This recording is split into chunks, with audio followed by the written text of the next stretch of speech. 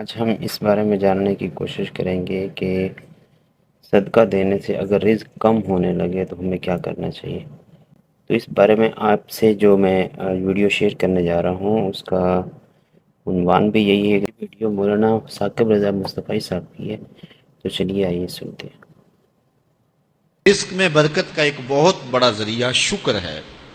ارشاد فرمایا لَإِن شَكَرْتُمْ لَأَزِيدَنَّكُمْ، اگر تم شکر کرو گے وہ تمہیں اور زیادہ عطا کرے گا، اور اگر تم شکر نہیں کرو گے وَلَئِن كَفَرْتُمْ، کفران نعمت کرو گے، إِنَّ عَذَابِي لَشَدِيدٌ، تو پھر میرا عذاب بڑا سخت ہے۔ رزق کے اضافے کا ایک اور بہت بڑا سبب انفاق فی سبیل اللہ ہے۔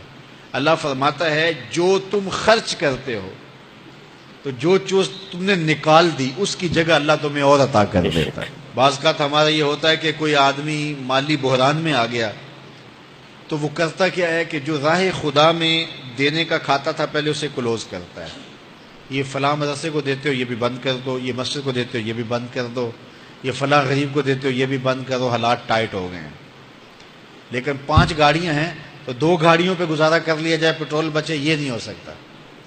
گھر کے لچھن وہی ہیں لیکن بند کہاں سے کیا؟ جہاں سے رزق آنا تھا۔ ہمیں تو یہ حکم دیا ہے جب رزق تنگ ہونے لگے صدقہ دے کے رب سے کاروبار کر لو، صدقے سے تمہارے رزق میں اضافہ ہوگا۔ یہ رب کا وعدہ ہے اور اللہ کے وعدے جھوٹے نہیں ہو سکتے۔ رزق کی برکت کا ایک اور بہت بڑا ذریعہ النکاح ہے۔ فرمایا اگر تم نکاح کرو گے تم فقیر ہو وہ تمہیں غنی کر دیں گے۔ بے شک لوگ کہتے ہیں بچہ پیروں پہ کھڑا ہو لے تو پھر نکاح کریں گے۔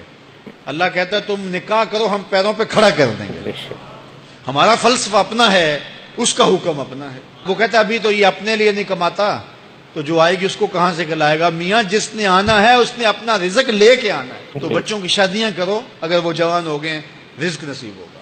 اپنے اہل خانہ کو نماز کے حکم دینے سے رزق بڑھتا ہے، کیونکہ جو صبح کا وقت ہوتا ہے یہ رزق کے بٹنے کا وقت ہوتا ہے، اور جس گھر میں صبح کے وقت لوگ سوئے ہوئے ہوتے ہیں وہاں بے برکتیاں ہوتی ہیں۔ تو طلوع فجر سے لے کر کے طلوع آفتاب تک اپنی اولاد کو، بیوی کو، بچوں کو نہ سونے دیں۔ اس وقت رزق بٹنے کے لمحے ہوتے ہیں۔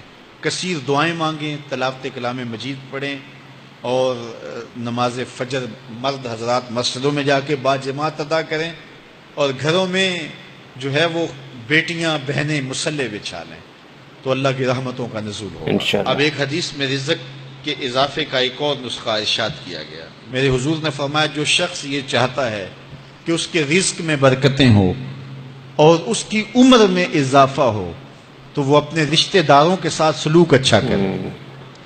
رشتہ داروں کے ساتھ اگر اچھا سلوک کرو گے تو پھر تمہارے رزق میں برکت ہو۔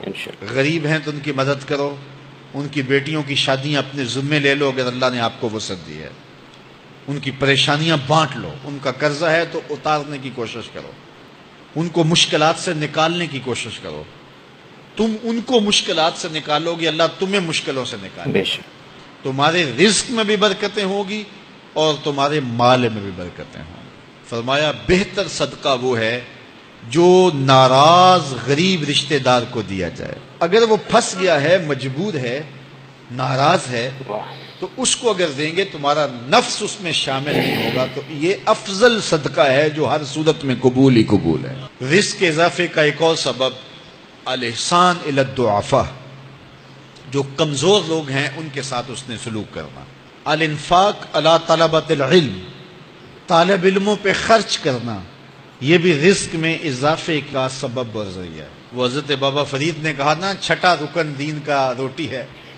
گھر میں کچھ نہ ہو تو پھر نہ نماز اور نہ ہی دیگر امور کی لذت آتی ہے، تو یہ رزق فراواں اور وسیع اور مبارک نصیب کر دے اللہ۔ تو اس کے لیے ایک اور وظیفہ میں دیتا ہوں، اور وہ یہ کہ مغرب کے بعد 21 مرتبہ سورۃ الکوثر پڑھ لیں، کثرت ہو جائے گی انشاءاللہ۔ اول خدوشی پڑھ لیں، 5-7 منٹ لگتے ہوں گے، تو سورہ کوثر 21 مرتبہ روزانہ مغرب کی نماز کے بعد پڑھیں۔ اور اگر بہت زیادہ مسائل ہیں تو ہر نماز کے بعد پڑھ لیں، تو انشاءاللہ آپ دیکھیں گے کہ گھر میں برکتیں اترتی محسوس ہوں گے، انوار کا نزول ہوتے محسوس کریں گے۔ تو یہ وہ رزق کے اسباب ہیں، اگر ہم اختیار کر لیں تو ہم اللہ کی خاص رحمتوں کے حقدار ہوں گے۔ تو رزق کی پریشانی کی وجہ سے جتنے بھی مسائل آج کل چل رہے ہیں، تو اتنے وظائف انہوں نے بتائے ہوئے ہیں، ان میں سے کوئی ایک بھی صدقے دل سے کرنا شروع کر دیں، انشاءاللہ معاملات اچھے ہو جائیں گے۔ نیکسٹ ویڈیو کے لیے مجھے اجازت دیجیے۔ اللہ حافظ۔